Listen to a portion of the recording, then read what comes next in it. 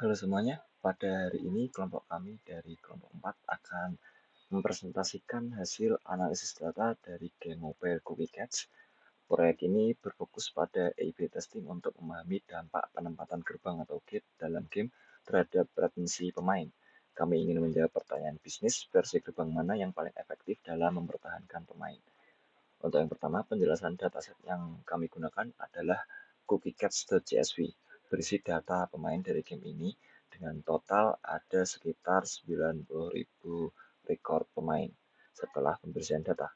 Fitur-fitur utamanya meliputi user ID sebagai identitas pemain, lalu ada version yang menandakan versi game yang dimainkan, yaitu get 30 atau get 40. Sum game rounds, yaitu total ronde game yang dimainkan pemain. Lalu juga ada retention 1 dan retention 7 yang menunjukkan apakah pemain kembali bermain setelah 1 hari dan 7 hari. Selanjutnya kami melakukan eksplorasi data dan pembersihan data. Pada tahap eksplorasi kami pertama-tama memeriksa skema data untuk memastikan tipe data sudah sesuai. Selanjutnya kami melakukan pembersihan data dengan menghilangkan baris yang memiliki nilai hilang atau nol.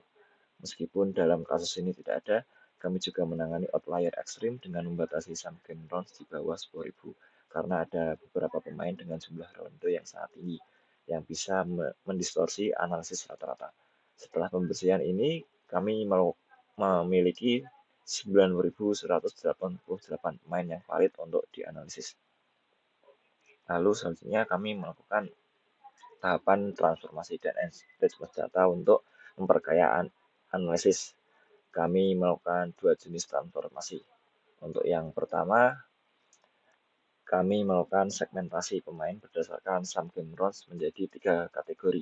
Casual, kurang dari atau sama dengan 10 ronde, lalu regular, lebih dari 10 hingga kurang dari atau sama dengan 50 ronde, dan juga hardcore, yaitu lebih dari 50 ronde. Ini membantu kami memahami perilaku pemain. Kedua, kami melakukan encoding kolom boolean retention 1 dan retention 7 menjadi format numerik, yaitu 1 untuk true dan juga 0 untuk false, agar lebih mudah diproses dalam analisis. Untuk selanjutnya akan dijelaskan oleh teman saya yaitu Dewa.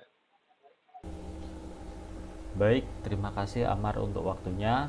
Kemudian selanjutnya saya akan menjelaskan tentang analisis A or B testing, yaitu dengan kalkulasi metrik bisnis. Nah, pada bagian inti A or B testing ini, kami mengagregasikan data untuk membandingkan dua versi game, yaitu G30 atau kontrol dan G40 atau bisa dibilang eksperimen.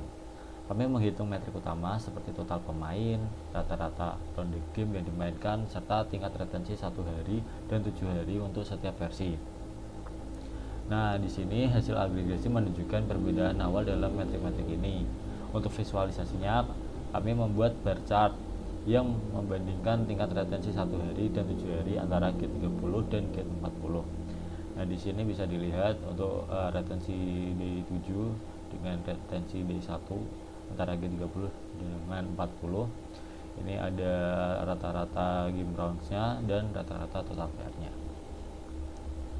Nah, kemudian kita visualisasikan lagi menjadi bar seperti ini dengan perbandingan tingkat retensi 1 hari dengan tingkat retensi 7 hari.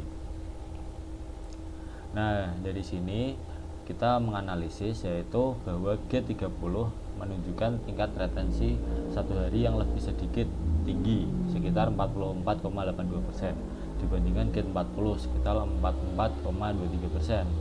Pola serupa juga terlihat pada retensi 7 hari di mana G30 sekitar 19,02% sedikit mengungguli G40 sekitar 18,20%.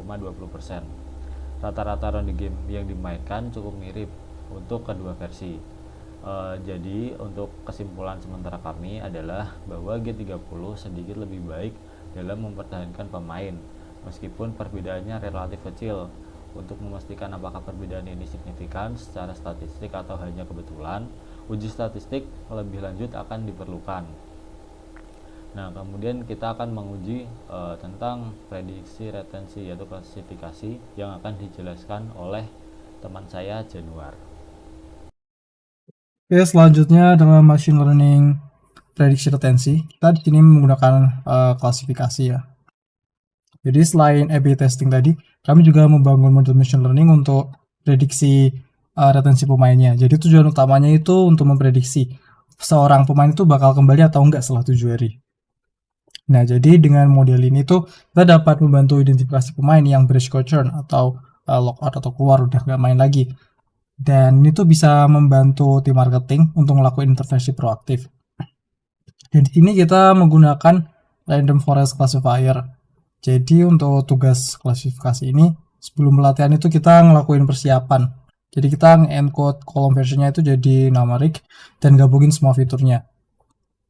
Dan kita tuh gabungin ke dalam satu vektor fitur seperti yang udah disyaratkan oleh PySpark atau machine learning. Terus untuk pelatihan dan evaluasi modelnya itu dataset ini kan kita bagi jadi 80% dan 20% untuk pengujian.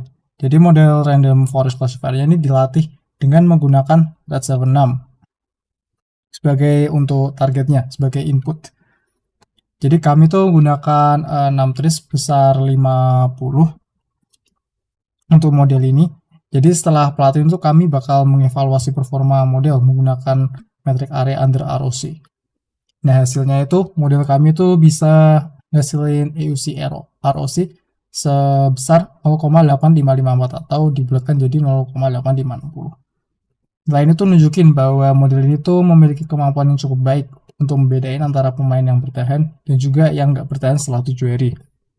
Dan semakin tinggi nilai AUC-nya ini juga semakin baik modelnya. Dan ini mengacu pada penjelasan output tadi ya.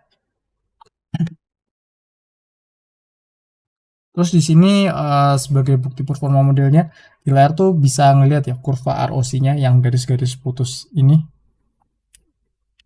Jadi karena garis biru tua model kita ini melengkung menjauh garis acak menuju sudut kiri atas, ini tuh secara visual membuktiin bahwa model kita ini akurat dalam memisahkan pemain yang akan churn dan juga tidak.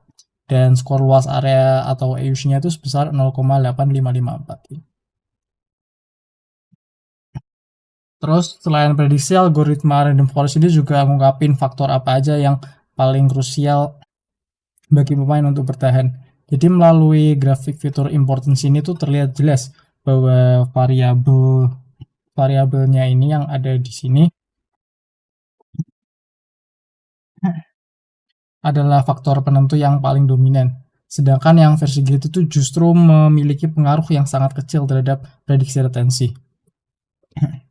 Nah, insight ini tuh berguna banget bagi tim produk untuk memfokuskan strategi engagement di hari pertama. Baik, sebagai kesimpulan dari analisis A/B testing, kami menemukan bahwa penempatan gerbang di level 30 menunjukkan sedikit keunggulan dalam retensi pemain dibandingkan gate 40. Meskipun demikian, perbedaan ini kecil dan memerlukan uji statistik lebih lanjut.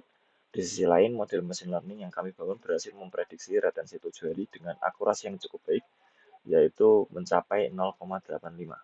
Ini membuka peluang untuk strategi personalisasi guna meningkatkan retensi pemain. Langkah selanjutnya bisa meliputi pengujian statistik formal untuk A/B test, lalu eksplorasi fitur tambahan untuk model machine learning, dan juga penerapan model untuk intervensi in-game yang lebih cerdas. Demikian presentasi dari kelompok kami, kurang lebihnya mohon maaf. Terima kasih atas perhatiannya, dan sampai jumpa di kesempatan berikutnya.